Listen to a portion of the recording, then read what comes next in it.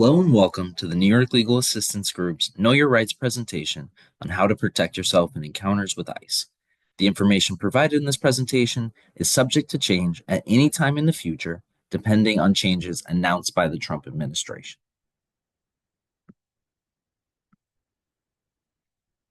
The New York Legal Assistance Group, or NYLAG, is a leading nonprofit that provides free civil legal services, financial counseling, and engages in policy advocacy efforts to help people experiencing poverty. First, we will cover knowing and exercising your rights. Then, we will explain how to identify ICE officers. Next, we will talk about how to handle ICE encounters and protect yourself. Lastly, we will discuss how to prepare and protect yourself now. First, how to know and exercise your rights. First and foremost, regardless of immigration status, every person in the United States has the following constitutional rights: the right to remain silent, the right to be free from unreasonable searches and seizures, the right to an attorney, but not provided by the U.S. government in immigration proceedings, and the right to a free public education. You also have the right to travel domestically within the United States. However, there are risks to traveling anywhere outside of New York City, even including Long Island and upstate New York. Anywhere outside of New York City has different laws and policies that may increase your risk of encountering ICE and being arrested and placed into deportation proceedings. Other states and areas of the United States are much less friendly to immigrants than New York City. Even if you are within 100 miles of the borders and coast of the United States, Customs and Border Protection, CBP, can board vehicles like buses and trains without a warrant to search for immigrants. If you fly domestically, anywhere within the United States, the TSA, or Transportation Security Administration, Airport Security, can see your passport and record that you are not a United States citizen. TSA is a division of the U.S. Department of Homeland Security, just like ICE.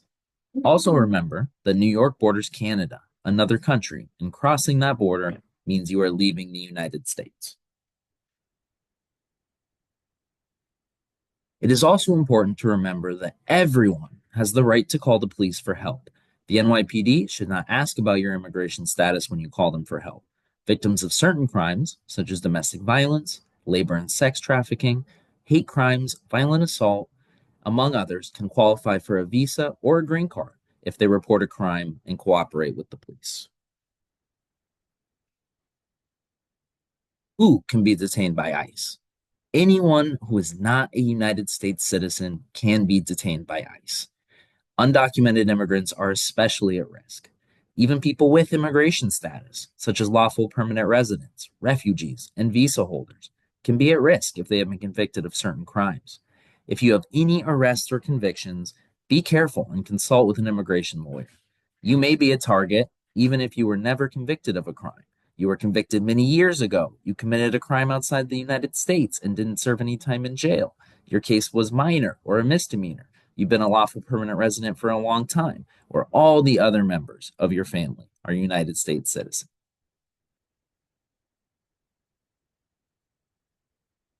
Most immigrants have the right to a hearing to see an immigration judge in immigration court to determine whether they can be deported. Anyone in removal proceedings can be detained by ICE during those proceedings. If you entered the United States without a visa and have been in the United States for less than 2 years, you may be subject to expedited removal, which is a deportation process that is fast and doesn't involve an immigration judge. If you have a fear of returning to your country of origin, you should request a credible fear interview if you are detained by ICE, and be prepared to talk about that fear. Many government agencies, especially federal agencies, can share information about you and your immigration status with ICE. These agencies include U.S. Citizenship and Immigration Services, USCIS, U.S. Customs and Border Protection, CBP, Transportation Security Agency, TSA, Federal Bureau of Investigation, FBI, the U.S. military, state troopers, and park rangers. Agencies that should not share your information include the New York City Police Department, NYPD, New York City Public Schools, and the New York City Administration for Children's Services, ACS.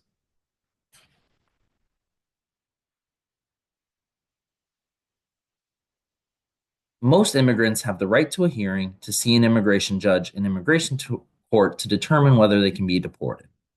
Anyone in removal proceedings can be detained by ICE during the proceedings. The best way to protect yourself and to stay safe is to avoid contact with law enforcement as much as possible. If you have a court hearing or have a nice check in, talk to an immigration. Now, we'll discuss how to identify ICE officers. ICE stands for Immigration and Customs Enforcement and is a federal law enforcement agency. ICE officers have the authority to find and arrest people who do not have legal immigration status. ICE officers are not regular police, but they may wear uniforms that say police or may be accompanied by police. ICE officers are not the same as New York City police officers or NYPD. Notice the difference in the agency symbols and that ICE belongs to the U.S. Department of Homeland Security and the NYPD displays City of New York. ICE and NYPD officers are not the same and therefore have different badges. Compare the pictures of the two badges. The NYPD badge on the left says New York, and the ICE badge on the right says ICE and US. It also says Department of Homeland Security. ICE officers will often wear uniforms that identify themselves. The uniforms may still say the word police on them, but look out for words like ICE or DHS to help you determine if they are an ICE officer. Here are some photos of ICE officers in uniform.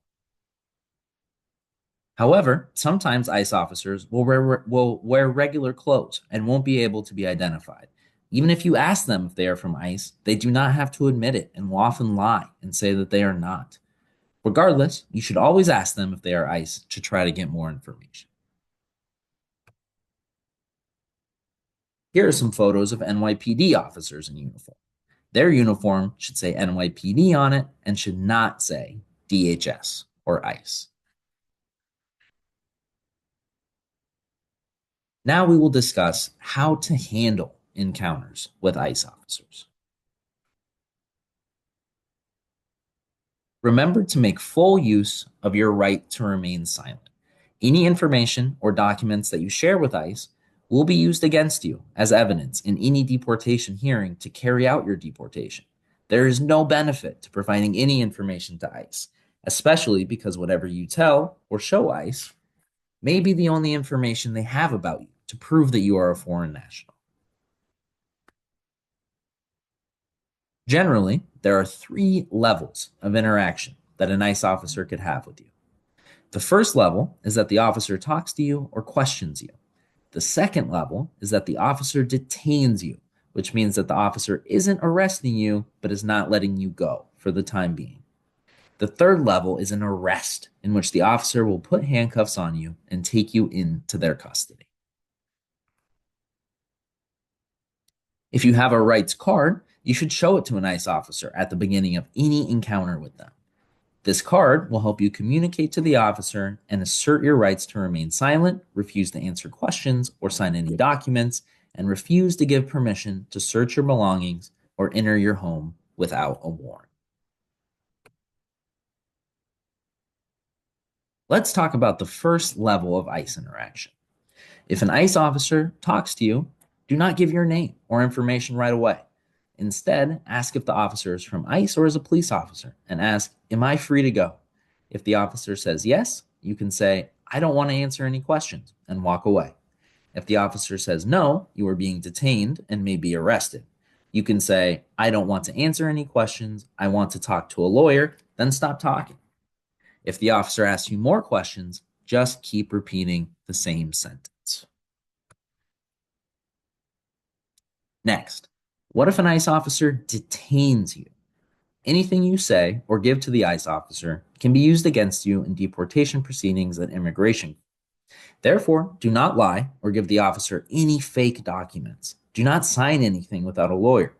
Do not give any information about where you were born, your immigration history, or your criminal record.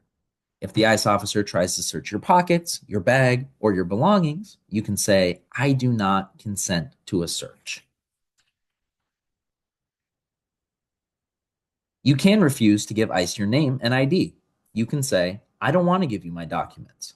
But if you refuse to give your name and ID, sometimes that will cause the ICE officer to take the next step and arrest you. So you have to decide how much you want to refuse or cooperate. If possible, show a valid ID that does not say your place of birth or immigration status, like an ID NYC card or driver's license. Even if the ICE officer forces you to show ID, you can still say that you do not consent and say, I don't consent to giving you my documents. If an ICE officer arrests you, do not physically resist the arrest or run away. Remember that you have the right to remain silent. If the officer continues to talk to you or ask you any questions, you can repeat, I want to remain silent. I don't want to talk without a lawyer. You do not have to sign anything the officer gives you, and you have the right to speak to a lawyer before you sign anything. If you have health problems, need medications, or need to arrange for care for your children, you should inform the officer. You have the right to call your family, your consulate, and to call your lawyer or to find a lawyer. You also have the right to be visited by a lawyer in immigration detention. Encounters with ICE officers can happen in many different places, including at your home, your workplace, in public and on the street, and at your car. The best approaches to handling an encounter differ depending on the place and situation you are in. If ICE officers appear at your home, the most important thing to remember is to not open the door right away. You are safe to speak to the ICE officer through your closed door. If you open your door, it can be interpreted as giving consent to ICE to enter. If you have a chain on your door and can open it slightly without letting it ICE in, you can do that as well. It isn't against the law to not respond to someone at your door or pretend that you are not home, but ICE will likely continue to visit you.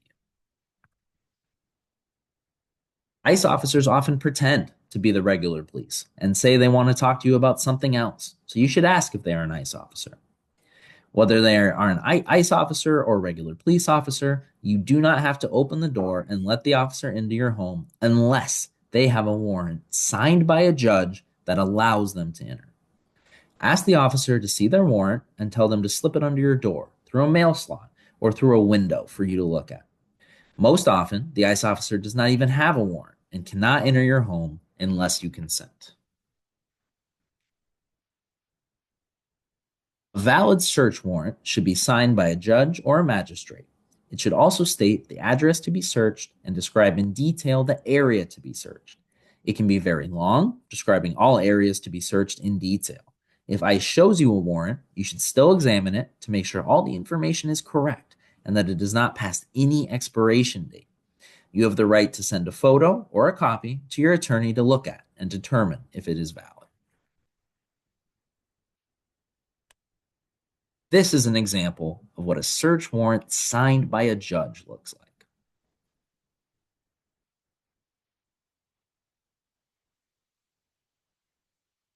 If the ICE officer does not have a warrant or shows you a warrant that is not valid, keep the door closed and talk to them through the door or window. Clearly tell them, you cannot enter my home. I do not consent to your search of my home and my things. You also have a right to record and photograph ICE agents openly and to write down their names, badge numbers, and descriptions of their actions. If the ICE officer shows you a judicial warrant that is valid, the person named in the warrant should meet the officers outside the home and shut the door when they leave. If the person named is not home, tell the officer that and do not let them in your home.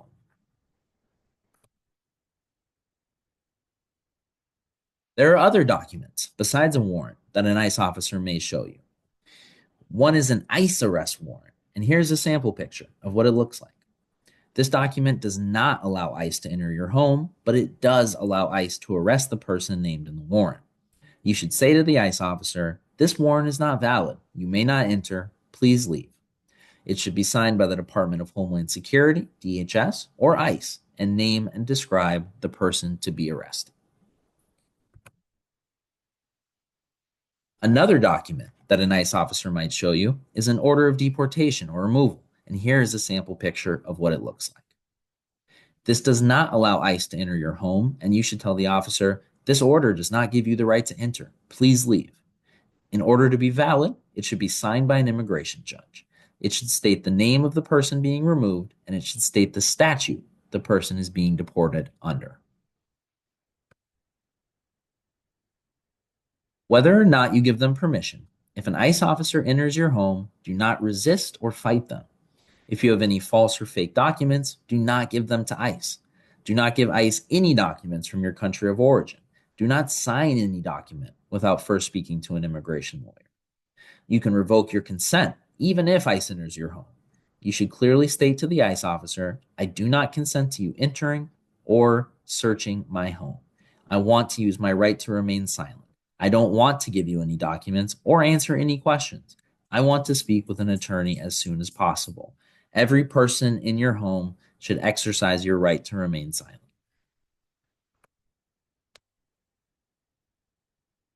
ICE officers can appear at a workplace without notice to investigate the employer and arrest undocumented workers. They sometimes go to a workplace to look for a specific worker, but they may also question and arrest other workers at the workplace too.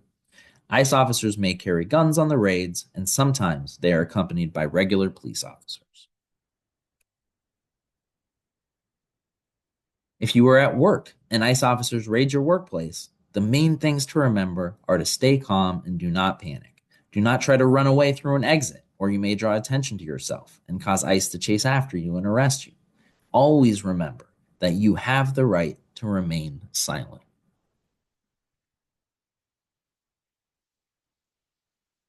If an ICE officer approaches you at your workplace, use the three different approaches we discussed earlier, depending on the level of interaction that they have with you.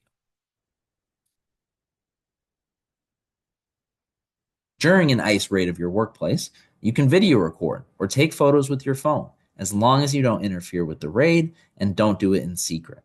You can say, "I'm using my right to record," but be careful. ICE officers could be carrying weapons. It could be dangerous to reach into your pocket for your phone because the officer might think you are reaching for a weapon and then hurt you.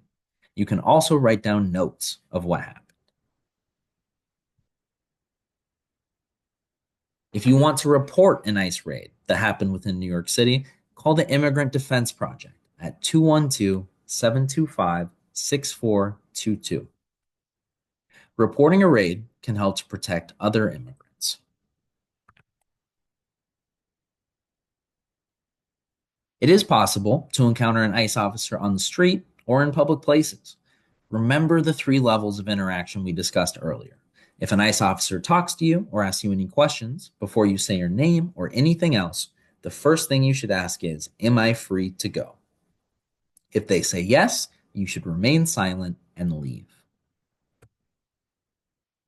If the ICE officer says that you are not free to go, it means that you are being detained. This applies whether you are on the street or in any type of public place. If they ask you questions, you should exercise your right to remain silent. You can say, "I do not want to answer any questions, and I want to speak to a lawyer," and keep repeating that. Remember that even if the ICE officer arrests you, you can continue repeating that and do not have to answer their questions or sign any documents without a lawyer.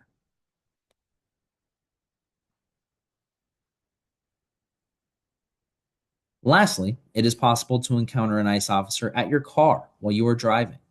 The laws on traffic stops are different from those from being stopped on the street.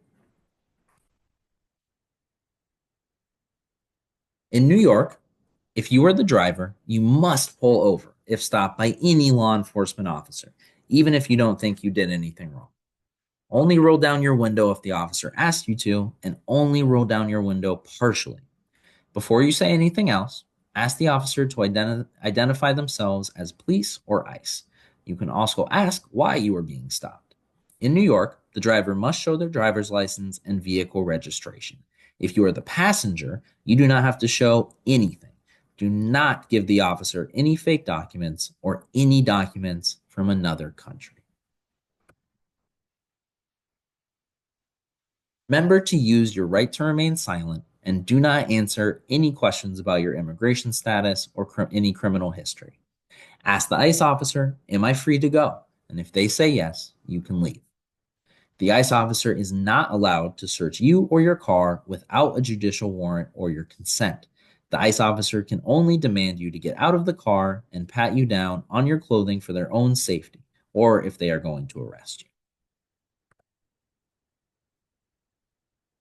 Finally, we will discuss how to prepare and protect yourself and your family now for future emergency situations. Make sure you keep all of your important documents, such as passports and birth certificates, in a safe place. Tell the person you trust where they can find your documents in case you are not able to access them yourself. If you have any fake documents, do not carry them with you outside of your home. Also, do not carry your passport or any documents from another country with you outside of your home.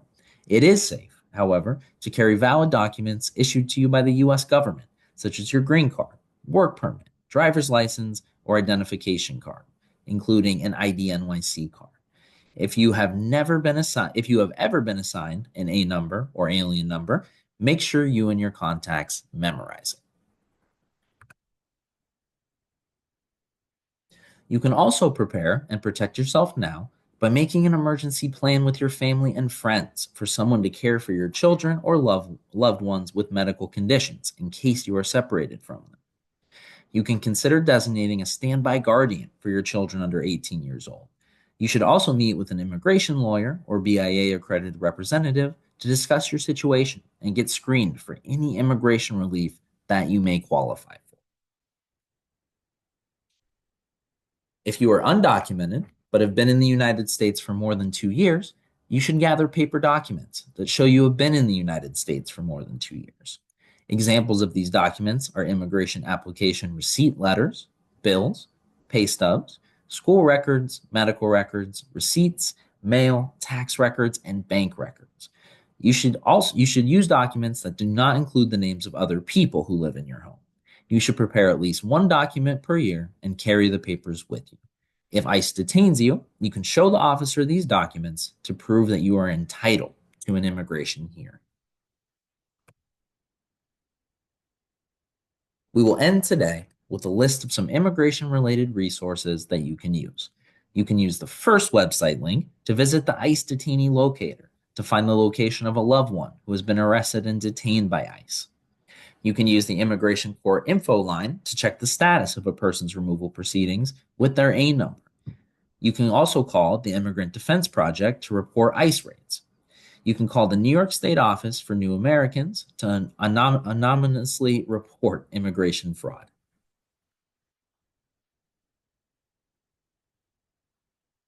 For more information or help, you can visit our website at www.nilag.org. Thank you, and we hope that this presentation will help you protect yourself, your loved ones, and your community.